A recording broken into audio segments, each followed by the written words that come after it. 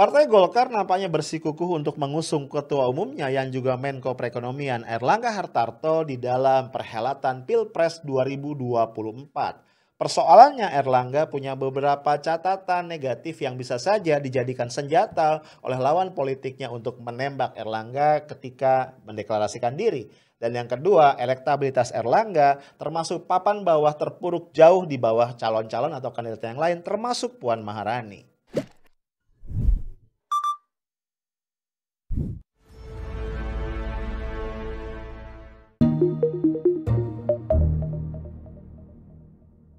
Hai guys, gimana kabar lu semua? Sehat ya?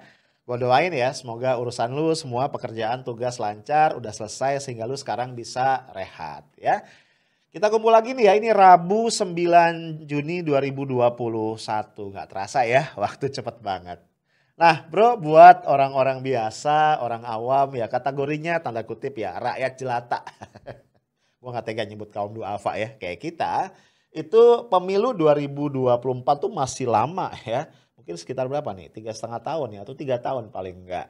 Ya, dan kita sekarang masih mikir hal-hal yang di depan mata ya. How to survive gitu kan.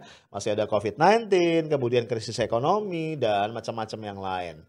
Nah, cuma ceritanya beda bro, kalau lu adalah politisi, ya, lu adalah pejabat publik gitu ya, yang punya ambisi nih di 2024 tuh pengen dapat posisi yang lebih tinggi atau setidaknya mempertahankan posisi yang lu pegang saat ini. Itu 2024 tuh udah di depan mata bro. Deket banget ya. Dan lu udah mulai nyusun nih strategi kayak apa, udah mulai bermanuver, kasakusuk kiri kanan. Mungkin ngintip-ngintip anaknya gue koalisi sama siapa gitu ya. Itu udah mulai dipikirin. Bahkan juga udah mulai berpikir gimana caranya mulai memoles nih citra. Pencitraan-pencitraan udah mulai dibangun ya. Tujuannya apalagi kalau bukan meningkatkan ya, mendongkrak popularitas dengan harapan elektabilitas pun naik ya. Itu yang lazim sekali dilakukan.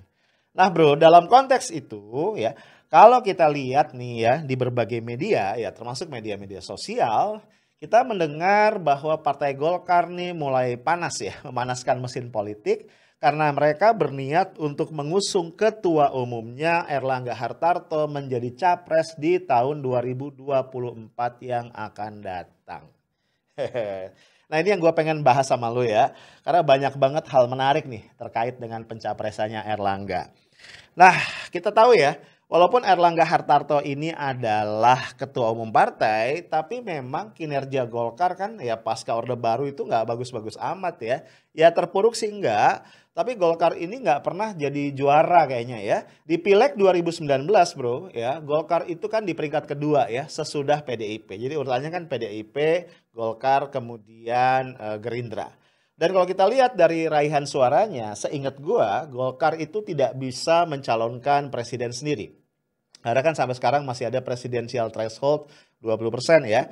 Pasangan capres dan cawapres itu hanya bisa diusung oleh partai politik atau gabungan partai politik yang setidaknya memiliki 20% suara di pileg sebelumnya. Berarti pileg 2019 itu yang jadi rujukan ya. Artinya Golkar kalau mau mengusung Erlangga itu harus berkoalisi dengan partai yang lain. Dan kayaknya memang pilihan-pilihan yang ada buat Golkar ini nggak terlalu banyak. Kenapa gue bilang begitu? Misalnya kalau kita lihat ya, juara 1 dan 3 nih ya, PDIP dan Gerindra ini kayaknya udah semakin mesra belakangan ini. Ya, kalau kita lihat ya manuver-manuver dari Prabowo itu berupaya keras banget untuk mengambil hati Megawati Soekarno Putri. Ya kita tahu lah ya, struktur kepemimpinan di PDIP itu masih sangat megasentris. Kalau gua mengatakan epicentrumnya itu ya, pusat gravitasinya itu masih di Mega. Semua kader bahasanya tuh harus tegak lurus kepada ketua umum. Ya. Jadi siapa yang akan jadi capres, jadi cawapres atau apapun itu akan sangat ditentukan oleh keputusan dari ibu ketua umum. Jadi wajar banget ya kalau kelihatan nih manuver Prabowo itu dahsyat ya. Kalau gue ngerasa nih kayaknya ingin menghidupkan kembali perjanjian batu tulis ya tahun 2009. Itu perjanjian di mana Mega Prabowo sepakat ya untuk nyapres bareng. Mega jadi capres, Prabowo jadi cawapres. Dengan imbalan di 2014 itu katanya Mega dan PDIP akan mengusung Prabowo, tapi ternyata enggak ya, malah ngusung Jokowi. Ini kayaknya mencoba dihidupkan kembali. Makanya gua bahas kan di beberapa podcast gimana Prabowo menghadiahi Mega misalnya 6 Juni kemarin dengan patung ya. Patung bapaknya Mega nih, Bung Karno naik kuda ya di kantor Kementerian Pertahanan. Diresmikan bareng, wah itu mesra banget kayaknya berdua ya. Kemudian juga tanggal 11 ya, berarti lusa 11 Juni, itu Mega juga rencananya akan dihadiahi gelar Profesor Kehormatan di Universitas Pertahanan yang notabene berada di bawah naungan atau asuhan dari Kementerian Pertahanan yang menterinya adalah Prabowo. Nah, artinya nih ya, tertutup nih pintu buat Golkar ya secara hitung-hitungan di atas kertas ya untuk berkoalisi baik dengan PDIP maupun dengan Gerindra. Ya, tapi nggak tahu juga ya ke depan karena politik kan sangat fluid ya, sangat cair dan sangat dinamis. Artinya kemudian Golkar punya pilihan berkoalisi dengan yang lain ya. Dengan Nasdem mungkin atau dengan siapa, dengan P3, dengan PAN, dengan PKS ya. Atau dengan Demokrat, ya gue nggak tahu. Ya dan ternyata kalau kita lihat upaya-upaya ke arah situ menjalin komunikasi itu udah mulai terjadi ya. Lu kan nggak lupa sebelumnya misalnya Erlangga Hartarto itu pernah berkunjung ke Pulau Kaliage. Ya ini adalah satu pulau pribadi dari Surya Paloh yang ada di Kepulauan Seribu. Ya, gua nggak tahu intinya ya pembicaraan katanya silaturahmi ya, tapi silaturahmi politik. Ya pastilah ya kalau kita boleh nebak salah satu yang paling serius dibicarakan adalah kemungkinan untuk bergandeng tangan berkoalisi di 2024. Tapi pertanyaannya adalah apakah ya Nasdem itu mau ngalah? Karena kan kayaknya Golkar ini pasang kol yang tinggi ya, harus jadi capres nih Erlangga Hartarto. Apakah Nasdem mau kadernya ataupun mungkin non kader yang diusung oleh Nasdem itu ditaruh jadi cawapres? Gua nggak tahu. Ya, dengar-dengar kan belakangan Nasdem cukup serius ya melirik Anies Baswedan untuk menjadi capres di 2024. Gue nggak tahu juga ya gimana cara masangin misalnya Erlangga sama Anies. Kayaknya agak susah ya, chemistry-nya agak nggak nyambung gitu. Kita juga tahu ya di Ramadan kemarin ya, itu ada safari politik, silaturahmi politik yang digelar oleh PKS. Dan PKS pun ketemu dengan Golkar. Dan Golkar jauh-jauh hari sudah mengatakan sebagai satu partai nasionalis yang ya kader-kadernya, pendukung-pendukungnya itu punya nuansa yang religius, mereka tidak punya hambatan untuk berkoalisi dengan partai manapun juga. Itu kata Golkar sendiri loh ya. Jadi Golkar kayaknya nggak punya masalah nih untuk berkoalisi dengan PKS. Agak beda ya dengan PDIP yang jauh-jauh hari sudah tegas mengatakan mereka punya ideologi, platform ideologi yang beda dengan PKS sehingga nggak mungkin kayaknya menyatu. Kadang-kadang bingung ya kalau udah ngangkat ideologi. Gue pengen nanya sebenarnya ideologinya PDIP itu apa sih gitu ya, kok sampai nggak bisa berkoalisi sama partai seperti PKS. Tapi ya sudahlah ya urusan mereka. Nah Golkar kayaknya terbuka nih peluang ya untuk berkoalisi dengan PKS. Kayaknya cukup deh suaranya ya kalau Golkar berkoalisi sama PKS. Golkar itu kan sekitar 15% ya kalau gue nggak salah. Sementara PKS itu punya sekitar 8, sekian persen. Berarti di atas 20 ya. Memadai nih buat mengusung pasangan capres-cawapres. Cuma kan kalau tadi ya katakan PKS mau diajak berkoalisi dengan Golkar. PKS pasti ngitung ya mereka dapat apa dalam koalisi tadi. Tapi gue juga ragu karena setahu gue ya PKS juga cukup mempertimbangkan ya untuk mengusung Anies Baswedan. Nah tadi itu gue bilang ya gimana caranya nih masangin Anies Baswedan sama Erlangga. Agak susah ya. Gue nggak yakin juga ya Anies mau jadi orang nomor 2. Nah guys ada juga nih beberapa persoalan lain ya yang harus diantisipasi jauh-jauh hari oleh Golkar. Kalau betul ya ngebet banget, yakin, firm mengajukan Erlangga Hartarto. Satu hal ya, kita tahu ya di politik kita ini kayaknya tokoh-tokoh politik ini saling mengunci satu dengan yang lain. Ya, story masa lalu, ya, cerita-cerita kelam itu kayaknya didokumentasikan dengan sangat baik. Sehingga ketika ada orang yang mau maju ya pihak lawan yang kontra tinggal ngeluarin chat gitu ya. Jadi saling mengunci nih. Nah, dan emang agak susah ya. Ini kesaksian dari salah satu pengamat politik Universitas Al-Azhar Indonesia, Ujang Komarudin. Kayaknya hampir semua ya elit politik kita itu punya plus minus. Ya termasuk tadi minusnya adalah cerita-cerita serem. mungkin kasus korupsi ya, atau apapun yang lain-lain di masa lalu yang itu memang belum dimunculkan tapi siap tuh ya, dokumentasinya udah rapi, tinggal diangkat ketika yang bersangkutan maju. Ya tentu yang mengangkat lawan politiknya.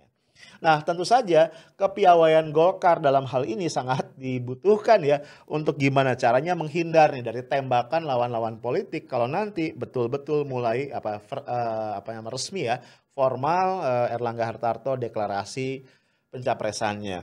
Salah satu yang mungkin cukup mengkhawatirkan adalah kasus suap PLTU Riau 1 ya. Riau 1 ya kalau gue nggak salah, yang melibatkan Eni Saragih. Ya, Eni Saragih ini salah satu fungsionaris Golkar yang sudah diproses kasusnya oleh KPK.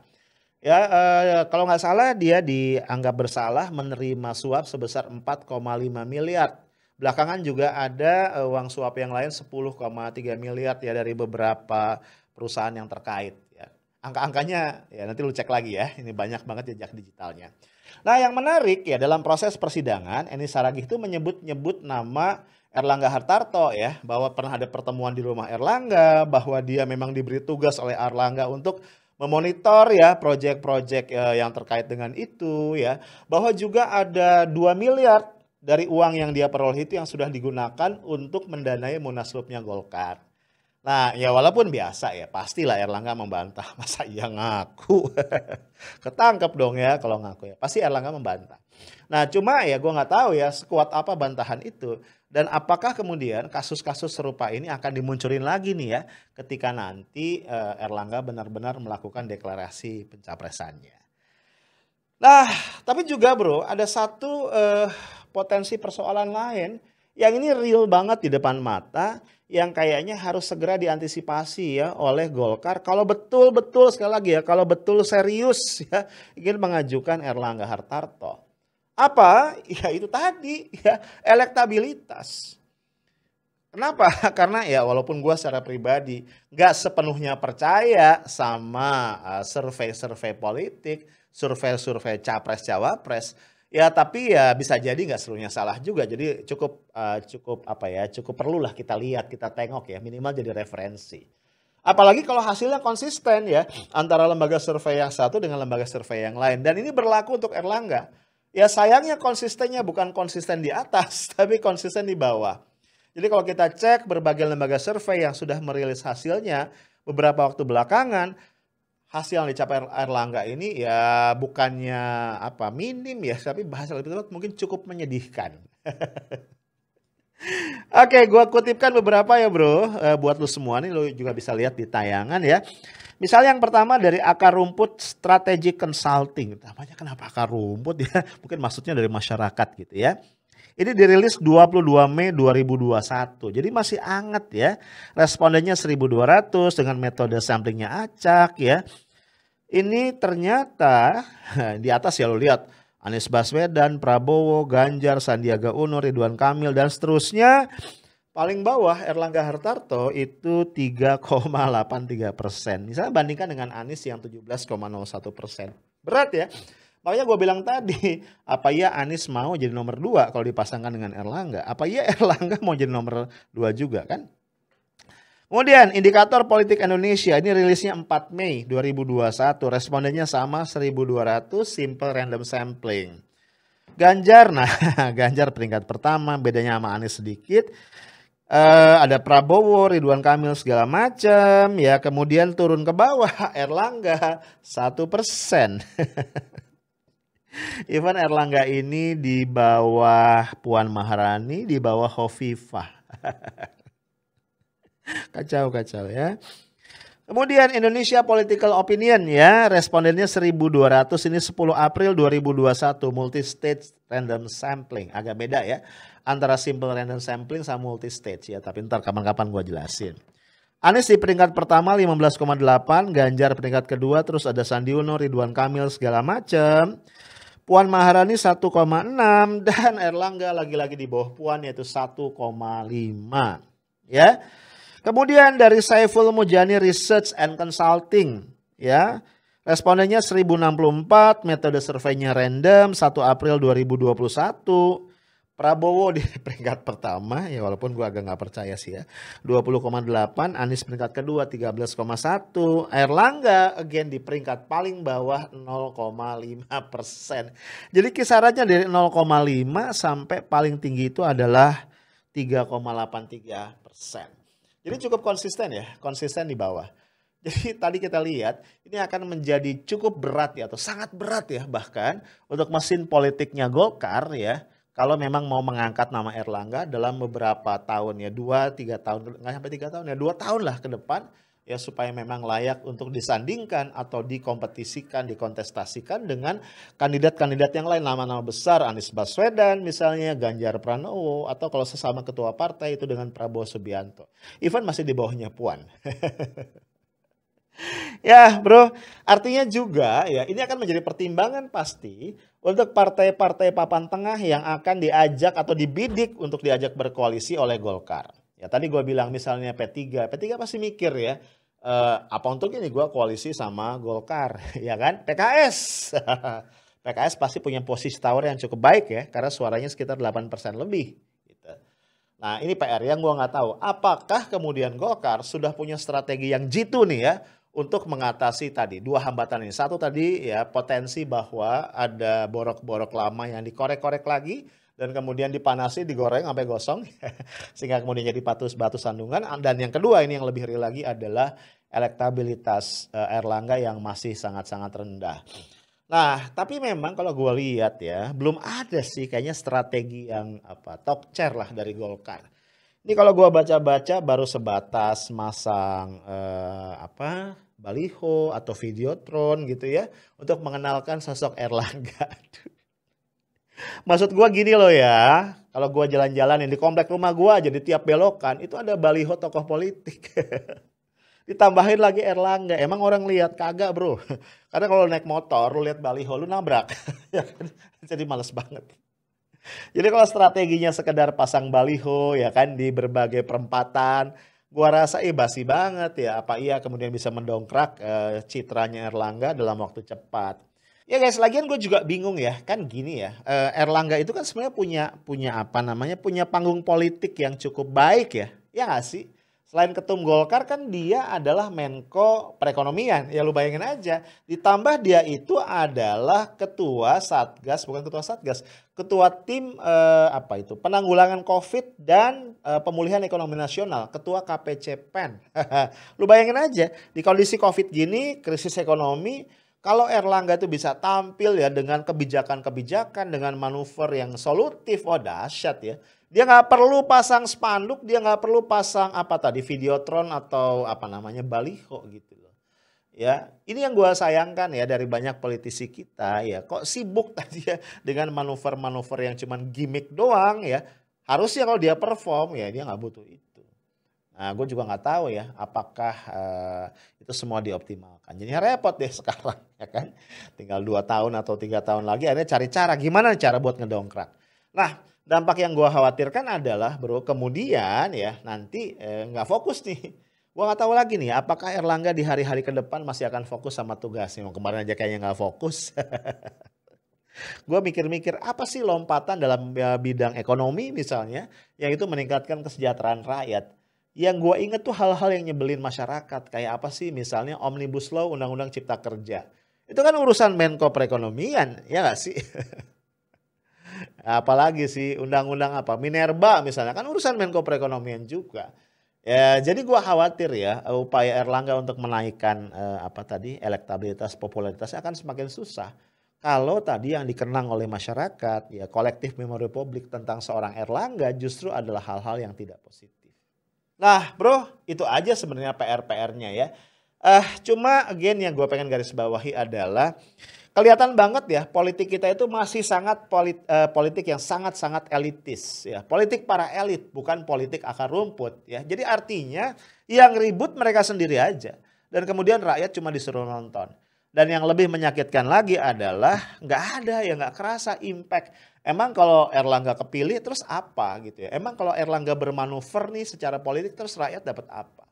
Nah itu yang menyedihkan ya dalam sebuah negara demokrasi yang harusnya pemerintahan itu dari rakyat oleh rakyat, ternyata yang ada rakyat cuma diminta suaranya, stempelnya 5 tahun sekali, dan setelah itu yang akan bernari, bermanuver di panggung politik itu adalah para elit. Dan kita rakyat jelata cuma disuruh nonton aja. Ya sudahlah ya, itulah nasibnya jadi rakyat. Atau lo mau jadi politisi? Itu aja dari gua, stay tough, smart and professional. Assalamualaikum warahmatullahi wabarakatuh.